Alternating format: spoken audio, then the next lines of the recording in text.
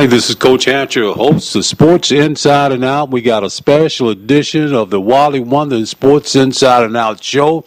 Legends of Sports, voice of the Legends of Sports. That's right. Voted the #1 sports talk show for legends on radio here and around the world, broadcasting, of course, internationally on SoundCloud out of Germany and all of our countries that are tuning in, making the Sports Inside Out the most listened to sports talk show for legends, not just here, but around the world. Hey, listen, a great shout out to our military personnel around the world. What you're doing for us, keeping us safe here in the U.S. of A. along with our allies, thank you for what you do. American Forces Network, that's right. Thank you so much for letting the legends be a voice of the legends of sports as far as making sure we in tune with our military personnel and agencies around the world. The United States Army, that's right. We're going to be in New York pretty soon with the Shoot for the Star program with the Army, getting together and helping out with some kids and making sure peer leadership and career awareness is foremost. And thank you so much. And, of course, Seabreeze, the leader in transitional housing and health care for wounded warriors and more. Clarence Baker, CEO, our dear friend, a legend in his own right. Thank you so much for supporting the show and, of course, being our logistical management team. Nissan of Norfolk and Nissan of Chesapeake, two premier Nissan dealerships in the country, helping us get from point A to point B here in the Mid-Atlantic area and in the Virginia Tidewater area. But let's get started right now. Wally, we got a great one on the line right now, Wally. A trifactor athlete. Not only we was out there, of course, out there in Colorado Springs at the Olympic Stadium or Olympic training camp, Wally. He's been with us in a lot of our Wounded Warrior programs, of course. And when you walk into the Olympic Museum, right behind Jesse Owens, you see this guy about 8 feet in the air. Looked like he was trying to go to the moon or something. He was shot out of a cannon. And it's a long jump. But he's the second image you see when you get into the all these great Olympians. That's the most impactful behind Jesse Owens guy you see as soon as you get into the museum. But he's got a record that ain't never been broken, probably won't ever. The closest guy came to, I think, was Carl Lewis. He's a trifactor. Not only was he is in the Hall of Fame and one of the greatest Olympic champions ever, but people don't realize he was drafted by the Phoenix Suns in the NBA. He's a New York phenomenon. The guy can play basketball, track and field. I don't know what else he does. Well, he's a pretty good golfer, I guess. He might be all right. But we're talking about a guy that is very close to us, a dear friend. Been helping us with our Wounded Warrior program for many years, Wally and Bobby, and always been able to come about when we start talking about helping out with the United States military and wounded warriors and veterans. But he is truly an ambassador, of course, one of the great ambassadors for the Olympic committee there for the Olympics, and helped us out with the Olympics in England as being a contributor. But he's got it right now, one of the greats of the greats. We call him Bob Beamon. He's still hanging in the air. How you doing, guys? I can still see him. How you doing, guys? What's going on, Bob? Man, I'm just hanging in there, man. You still hanging up there, man? Come on down. You got to come down from the jump, Bob. Hey, man, I can't do that, man. I got to stay up there. Wally, good to have you here with us, man. Good to have you here. Wally, take it away, man. Yeah. Yeah. Listen. I gotta stay up there like Jackie Jackson. There you go. Well, good to have you on, Bobby. Matter of fact, for our listeners around with SoundCloud and iHeart and Armfoot Network, just tell us, what are you doing now, Bob? I heard you in Fort Myers. Give me a little background on what you're doing up there.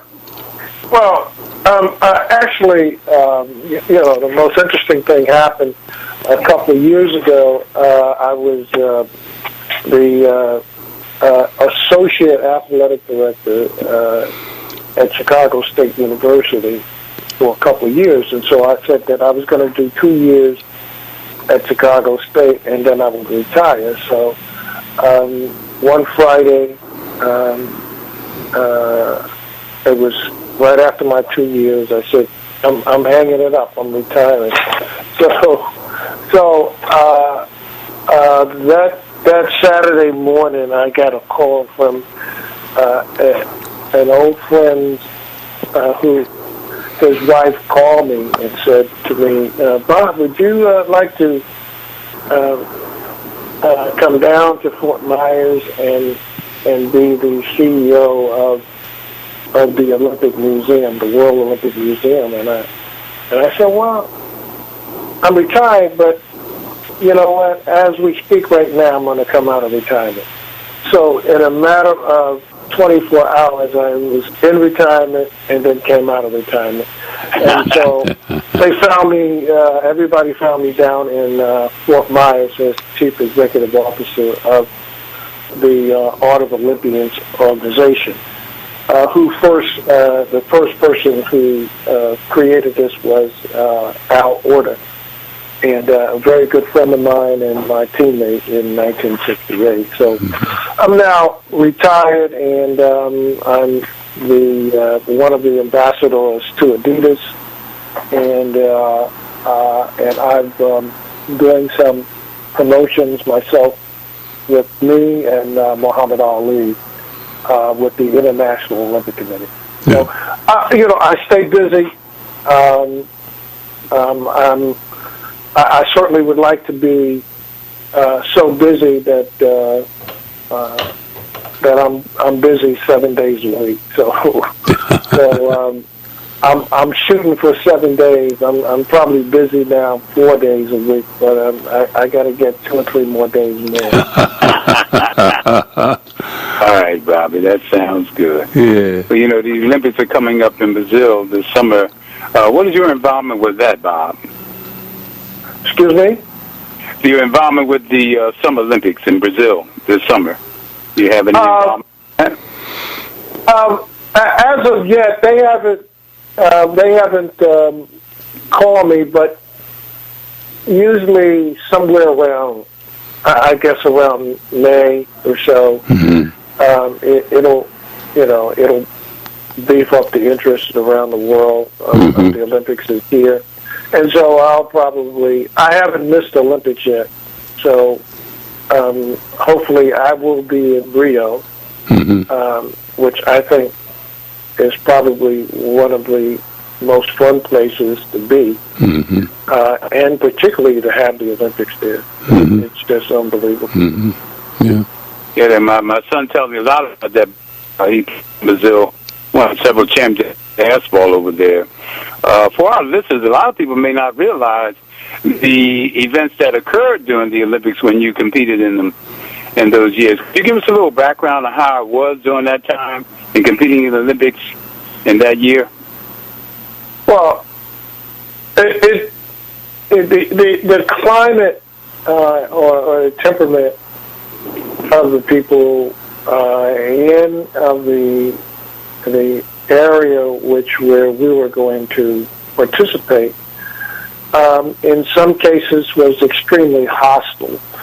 And what I mean by that is that in Mexico City, about a week before the game started, we had about 3,500 people that were in Mexico City, students that protested, and approximately about those 3,500 people were shot down and killed prior to the game. And so it was certainly a very strange type of Olympics that would begin with that kind of behavior, or it just was not typical of the typical Olympics. And secondly, there was a boycott that was being talked about with some of the great athletes that were with me that decided not to boycott, and that was Tommy Smith, John Carlos, Lee Evans, and so the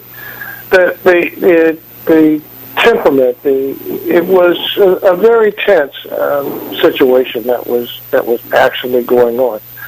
But with Godspeed, it turned out that all the athletes did participate.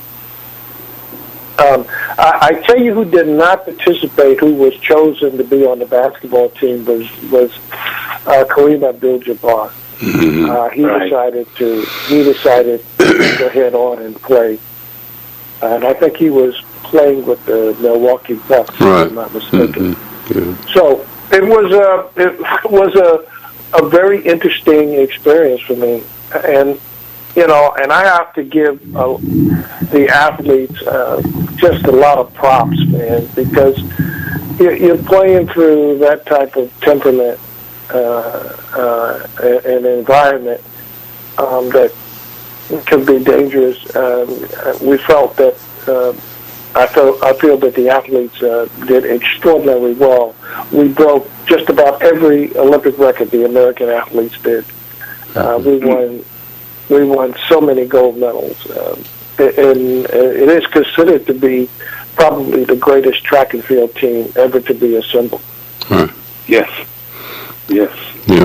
As far as that, I think historically speaking, it meant so much to a lot of us that were in sports to stand up for something so you wouldn't fall for anything. And what John Carlos and Smith and those guys did was really something that I see in a lot of homes that I have. They have posters of them actually standing on the pedestal.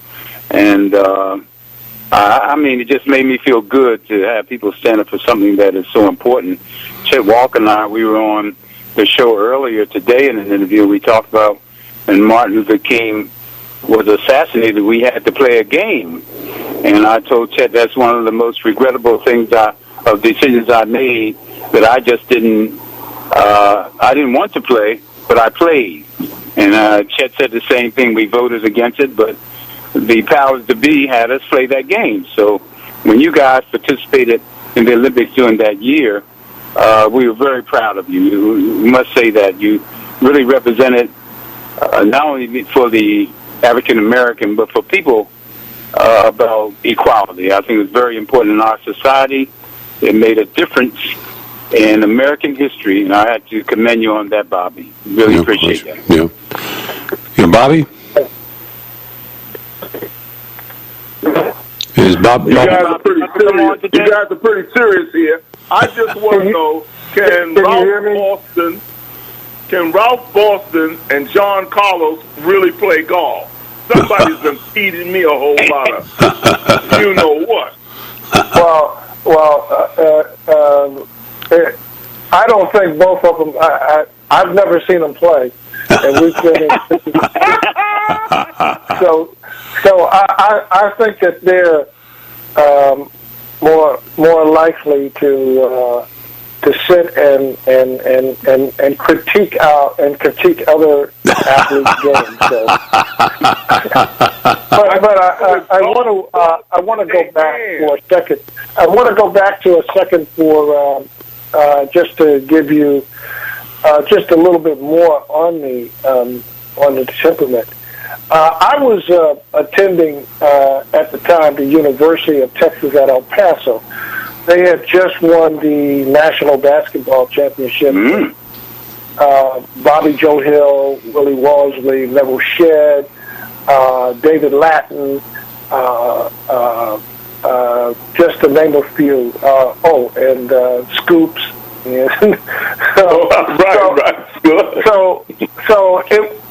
We was supposed to play. The track and field athletes were scheduled to run against Brigham Young, and there was a very special passage in their doctrine that would not allow African Americans or minorities for religious purposes or for whatever social purposes to participate in either their religion or their organizations. And so the team of 11 of us boycotted, and we lost our scholarships. And so I just wanted to let you know that That was 68 was definitely an incredible change in America. It was difficult in some areas to swallow. However, it did what it did. It did make a change in America. It was a sad, but also it did make things come to light, and people were acknowledging the importance of change. Yeah, that's so important. They definitely paid a price for and set a precedence for that. We even talked about it while on the Wonder Show about the impact of what those years and that era of the NCAA meant today. And guys really have a strange way, Bob, of particularly now our young youth, of forgetting history. That is no way, shape, form, or fashion that they could be able to enjoy what they're doing in the NCAA or professional sports in general if it wasn't for what happened back in the 68, 67s and beyond. So, it's also a way to commemorate the impact, because what we are doing is regurgitating, recycling, making more impactful what history is done, because this is what we do on Sports Inside and Out. We bring history back to our fan constituency so they'll be able to understand the legends, and the people who grew up with the legends understand. But this is a way that we can also transfer that information to the youth now, because some of them don't have a clue. I would say the majority of them don't have a clue of what it is to be able to enjoy what it is now.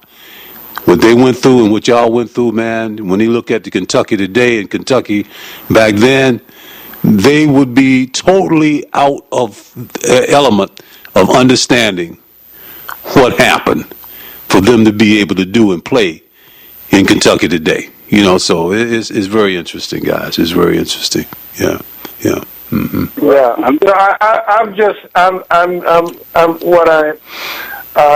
1968 when they, actually 1966 when the basketball team won that national championship, was the reason why I was so interested in coming down to the University of Texas at El Paso. Right. That is now University of Texas at El Paso. Texas, yeah. At that time, it was called Texas Western. Yeah, Texas Western. So I've had some wonderful experiences there, and actually, I go down every now and then, and I've been inducted into the Hall of Fame, and I've had some wonderful experiences. I've had the best training in my life down in El Paso. So it's helped me a great deal, and I've actually moved on to some even greater opportunities as I go through from a historical point of view. Mm-hmm. Yeah. Very good. I wanted to talk a little more because I had a chance to have Chet on about him being an author, Bob, and I always try to explain it to our listeners about the diversification of our athletes, student athletes. You're also an author. I have your book. Maybe you could tell our listeners about your writing prowess. Could you tell us about that, Bobby? Well, the book was as called "A Man Who Could Fly." It was somewhat painful because you have to go back and you have to reflect back to some of the things that were very difficult for you to go through as an experience. But I managed to get through it because it helped me, in a sense, to grow and understand the past was difficult, but as we moved forward, how it just started to work out for me. and particularly in 1968 in the Olympics, I had no idea that I would go into the Olympics and set a record, an Olympic record. It was at one time a world and Olympic record. It is now still the Olympic record, which is coming up to almost 50 years. And hopefully it will last through these games. And if it does, it'll be a half a century. So I can tell you that the experiences helped me growing up in New York City, and how important it was to get grounded very early in life and understand how to work out of very difficult situations and make difficult situations very positive for you. So I guess when the going was getting tough, I had no thoughts of giving up, and so I just kept going. And I feel that with the prior to the Olympics, with the things that I was learning the hard way, it helped me become an Olympic champion. I always talk about in my book, there's a story behind the story behind the story behind the story. And most people generally see guys like Michael Jordan flying through the air, or they might see Wally Jones scoring 21 points or whatever. But there's some history. There's some stories before that. How did we get there? And what were the things that we did in order to make ourselves better as athletes? Were we motivated? Were we dedicated to the sport? And so I put all of these things together to become a champion. You have to have all of those characteristics of being a champion. And not only being a champion in the world of sports, but also in your personal life, where you can pull things out of your back pocket and say, "Hey, I've done this before, and and I know how to overcome the obstacles that come." And so my book says much of that character, having that kind of characteristics. Starting out with, my mother, who passed away when I was only 11 months old, and I stayed in a home in Harlem. It was a trying time for quite some time for me. But you know what? My book was, as I said, it was very painful, but it helped me to even understand even more about my road to success and how I've been able to stay above water and to enjoy my family and friends and so forth. Well put, Bobby. Yeah, very much so. Well put. Bobby Hunter still on? Is Bobby Hunter on? Hey, man, I'm listening in very intensely. Bob, tell me, what do you think about the serial which is being put out where it's going to be telling the history of great athletes? And they said they were talking to Bobby Joe Hill's wife, and they were looking to put Bob Hayes on a cereal box and tell the fabulous history of him. And this was a way to maintain black history within our communities. Well, I think it's extremely, and I say, when I say extremely, I talk about the importance of how important it is that those things are very much publicized, because it is now, more than ever, it is starting to become more visible to people that have said, well, I didn't know that this was this and this was that, and so I think the company is doing will do a wonderful job in allowing youngsters and adults to understand the importance of how athletes have come along. I mean, we go as far back, further back than Jesse Owens. The things that these athletes had to endure, despite the problems that we had, we were able to surface and to become great athletes, and even more importantly than the athletic world, we were able to become fine citizens and part of American system, becoming successful business people, and when you look at the history of what we had to endure, it's amazing how we've survived. That that's true. We've come along. I would love to see Ralph Boston, and especially Wilma Rudolph, on the back of one of those boxes with that great big old smile and showing all that she went through with early illness to get to the height of being a three-time Olympian, if not four. Right. Wilma had polio, and the other side of the flip side of that would be she became one of the Tiger Bells that at Tennessee State, and they've had nothing. They've got the university. I guess it's Tennessee State University now.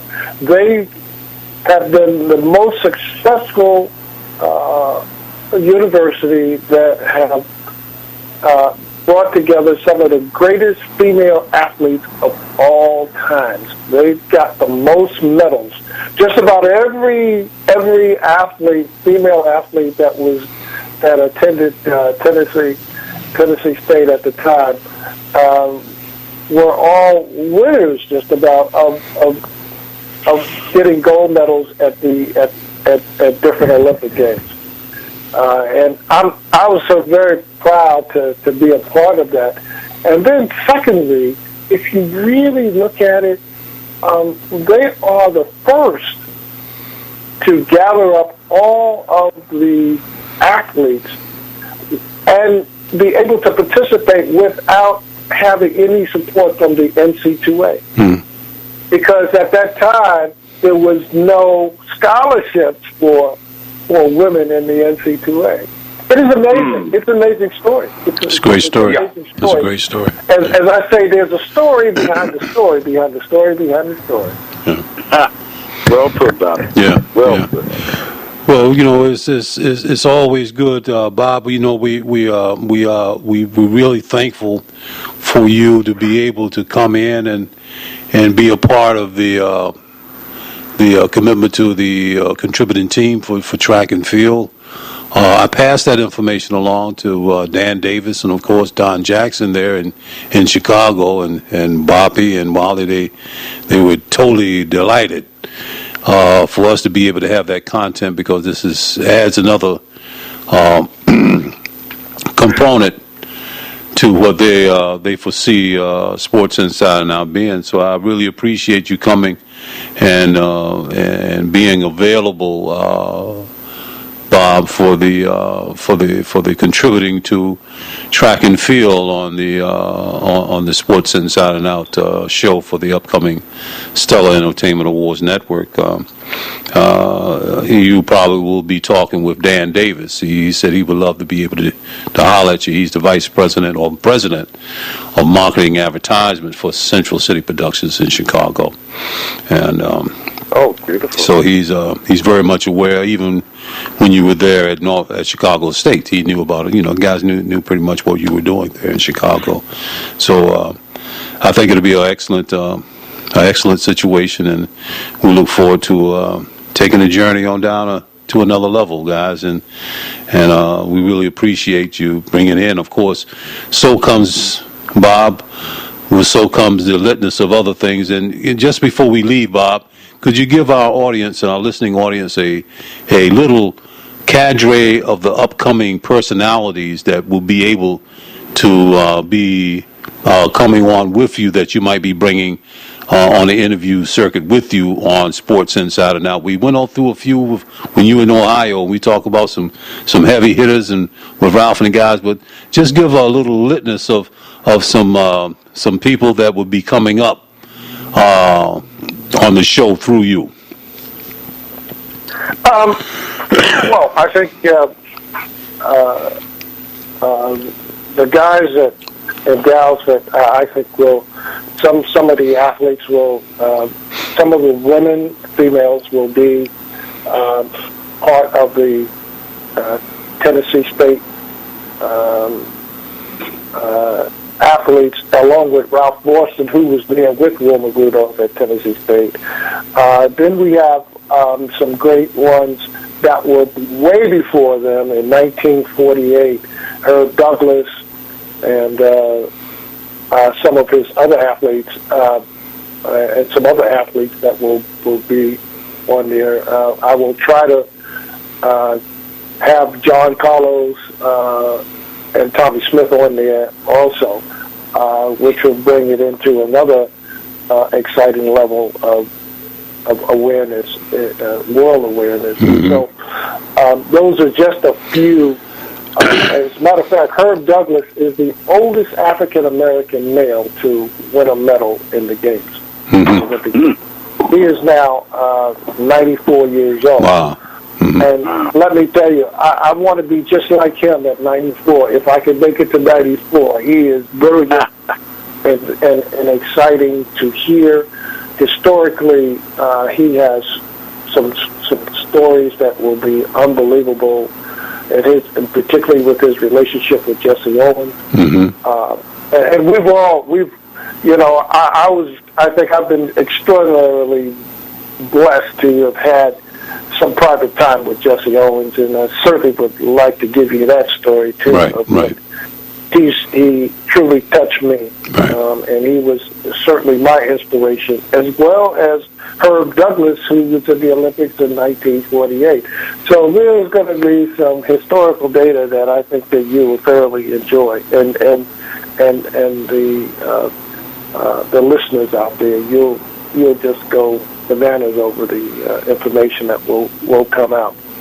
It's fantastic, man. Polly, we look forward to it, guys, and I hope all of our listeners around the world really zero in on the next phase of Sports Inside and Out when we elevate it into a level of content and broadcast platforms such as simulcasting, and we really look forward to it. One of the great athletes of all time, not just in basketball or track and field, but total athletes of all time, and a true ambassador for the Olympics for the United States.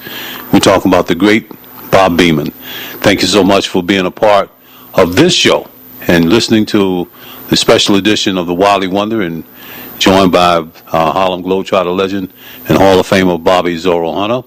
I'm your host, Coach Chuck Hatcher, and thank you for the cooperation of the National Basketball Retired Players Association, guys. We're really happy to continue on to facilitate the messaging of the legends in basketball as well as other sports. But on behalf of all of us, welcome to the team. Bob, get down from the Al Beamon. Come on down to Irv Beamon here. We really enjoy. I'm going to come down, but I do hope that the San Antonio Spurs do take this championship. All right, I heard that. It's definitely going to be interesting. That's for sure. They showed that Popovich got some tricks up his sleeve. That's for sure. All right. Okay, guys. Well, listen. Thank you so much for letting us be a part of your day and listening to Sports Inside and Out, the #1 sports talk show for Legends on Radio. And as always, when legends speak, people listen. Everybody listen. Everybody listens. All right, great show, guys. Great show. All Thanks, right. Bob. Thanks for coming on, Bob. All right, listen, I'm looking forward to seeing you guys. All right, brother. All right. Fort Myers. Okay. Okay, All right, buddy.